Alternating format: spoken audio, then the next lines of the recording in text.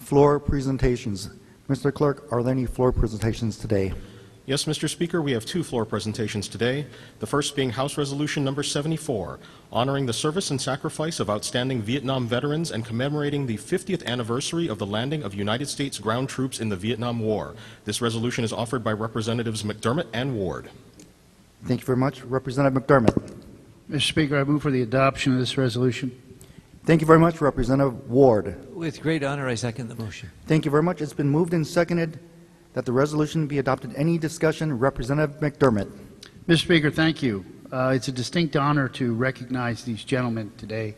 As you know, we've been doing it for the last several years, and I'd like to acknowledge the work, before I begin, of Representative Ito and Representative Lopresti, who are working to honor the Vietnam veterans this year, and I want to thank them for that. I do know some of our veterans today, and I hope they all speak. Representative Ito, Choi, Ward, Suki, and Sam Conley. Did I miss anyone? Is anyone else a veteran? Isaac Choi, of course. He was a Marine in '72, the old Corps, so we appreciate that. Our first honoree today is Brigadier General Hagan. General, would you please stand? General Hagan enlisted the Marine Corps in 1952. Following boot camp, he served as a drill instructor, and after that, he went to officer candidate school. Now, Mr. Speaker, that doesn't happen today. That's unheard of. He became a fighter pilot. He flew 483 combat missions in an A-4 Skyhawk. He received numerous decorations, including the Distinguished Flying Cross and the Silver Star. I want to read to you what his Silver Star citation says in part. Lieutenant Colonel Hagan again braved intense enemy fire, several rounds which struck his aircraft, and boldly executed a bombing run which he scored a direct hit and destroyed a tank. As a result of the devastating attacks, the North Vietnamese were forced to abandon 2 other tanks and cease their attempt to overrun a friendly fire base. By his courage and superior airmanship and unwavering devotion to duty in the face of grave personal danger, Lieutenant Colonel Hagan was instrumental in accomplishing the hazardous mission and upheld the highest traditions of the Marine Corps and the United States Naval Service. Mr. Speaker, the grunts on the ground depend on guys like General Hagan to provide close air support to keep them alive when they're outnumbered by superior forces. And that's what he did. They fly in at danger close, at peril to their own life. Now, when General Hagan retired, he became a history professor and a dean of academic advising at HPU and continued to give back. As far as I know, he's the only Marine Corps general that we have living in Hawaii, and he is an absolute treasure to our community, a Vietnam veteran. We thank him for his service. Ladies and gentlemen, Brigadier General Jerry Hagan.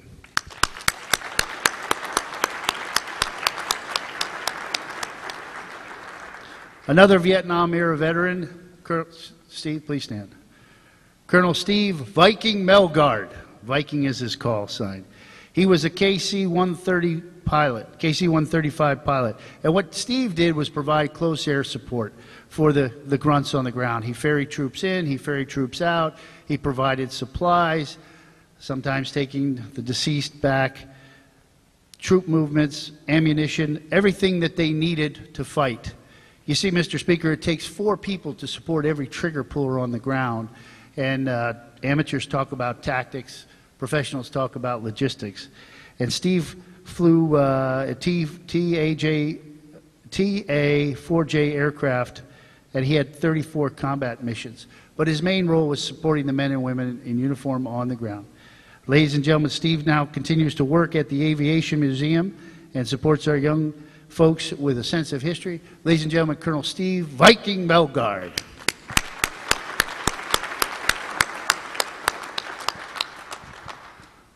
Lieutenant Colonel Grady Geske. By the way, if you're curious, they're all Marines except Ken DEHOFF, and I'll get to Ken in a moment. He's a good friend of mine.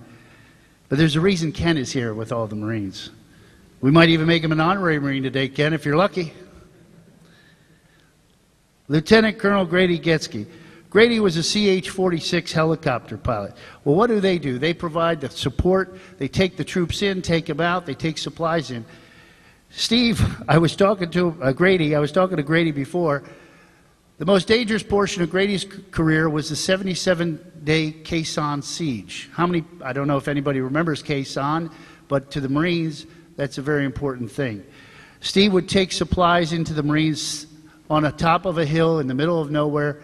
For 77 days, they were surrounded by thousands of Vietnamese. And their lifeline of support, beans, bullets, and ammunition, were young helicopter pilots like Steve who came in there, and when they left, got back to base, they'd literally count the number of bullet holes in their aircraft. The enemy had the airfield sighted in, they were dropping mortar rounds on as these guys came in. Yet they braved it, they came in to support those young Marines. Today he still volunteers at the Aviation Museum, again a sense of history, teaching the young people about the importance of aviation. Ladies and gentlemen, Lieutenant Colonel Grady Geske. Grady, thank you.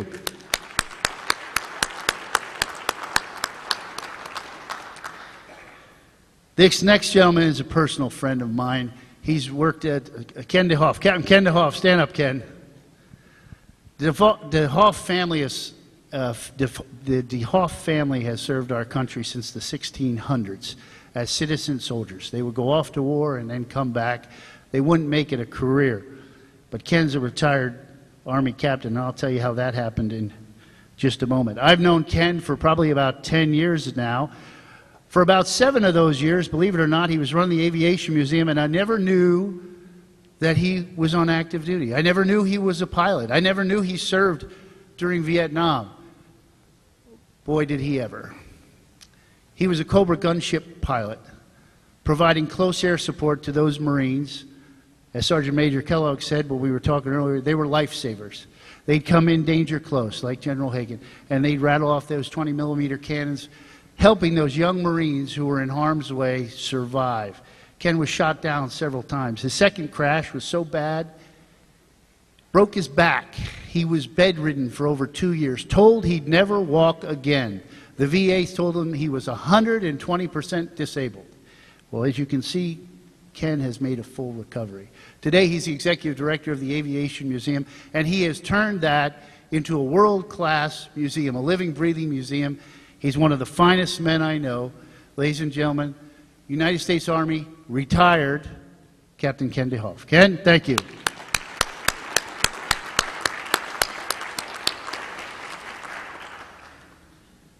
Now the star of the show. With Senator Inouye's passing a few years ago, the state of Hawaii has, I think, only one. Sergeant Major Kellogg, please rise. Please stand. I think with Senator Inouye's passing, I'm not certain, but there's only a handful, if only 1 or 2 Medal of Honor winners, recipients, I'm sorry, still extant. And Sergeant Major Kellogg is one of them. Sergeant Major Alan Kellogg was a recipient of the Congressional Medal of Honor. Now, if you're trying to find him, he lives in Kaneohe, but don't try and get a hold of him because it's impossible, Mr. Speaker. He doesn't like doing this stuff. He didn't want to come down here today. I had to get old Gene Castagnetti to roust him out because his attitude is, look, I didn't do anything special. Uncommon valor was a common virtue among my brothers in arms. But what did he do? Well, he's a Marine, so you kind of can figure it out. Hand grenade was thrown into his fighting position, and he shoved it in the mud and then covered the blast with his body, Mr. Speaker. I guess he earned it the old-fashioned way. He dove on a grenade, and that's what Marines do. An example of love of country, service above self, sacrifice for the greater good, sacrifice for his brothers and sisters in arms to protect them from that deadly blast. He was pretty banged up, but he got better and continued to fight in Vietnam. And what he'll tell you also is those acts happened every day. But 2 people saw him do it, and somebody wrote it up, and therefore he's a recipient of the Congressional Medal of Honor. Congressional Medal of Honor. He served our country 30 years, retired as a sergeant major, and is still helping veterans today, helping the homeless, helping them in jail. He's still working for the VA. He continues to give back. Ladies and gentlemen, Sergeant Major Kellogg.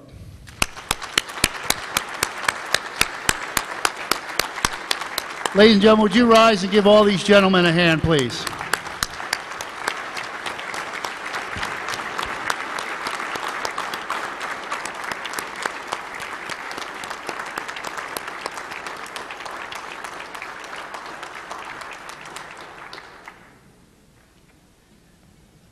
Thank you very much, Representative. Chair recognizes Representative Ward. Speaker, strong support. Strong support. Please proceed.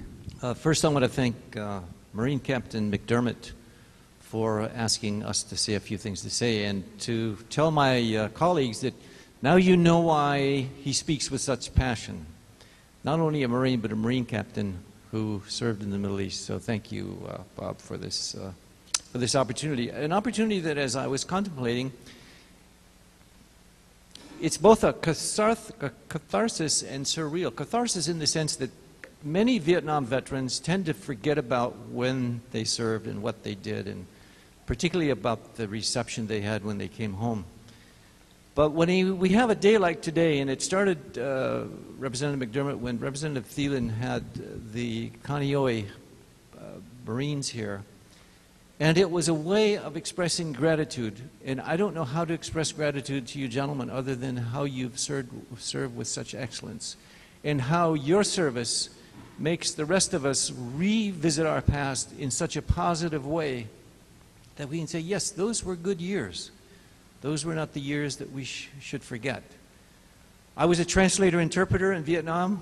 I didn't have combat. I had a pseudo-ambush, if you will, in Can Tho when a Vietnamese soldier for a half hour was basically gunning down everybody and everything until we found out that actually he was drinking Ba Si Day. Ba Si Day is the Vietnamese wine that they make, and he was a drunken soldier. But it scared the bejesus out of me, and it was as if it was real. So gentlemen, what can I say? Mine is a cakewalk compared to yours. I never jumped on a grenade.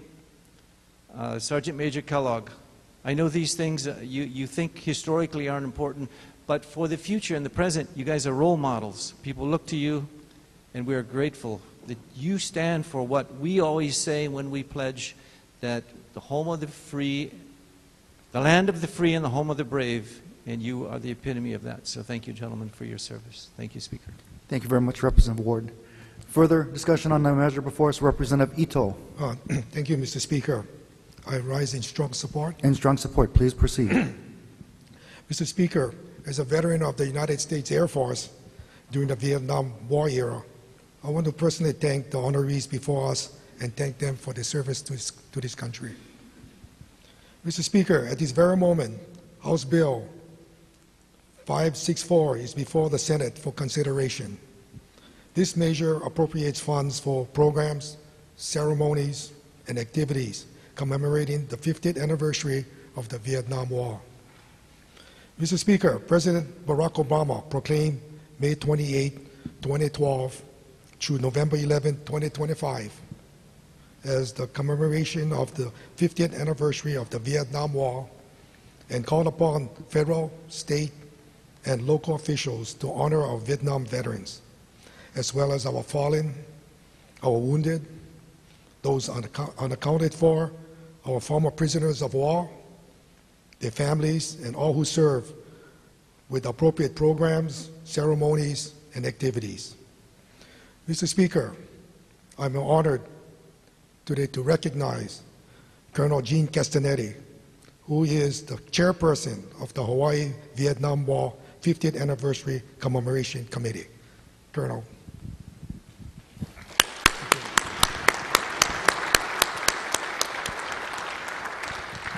Thank you very much, Mr. Speaker. Thank you very much, Representative. Any further discussion on the measure before us?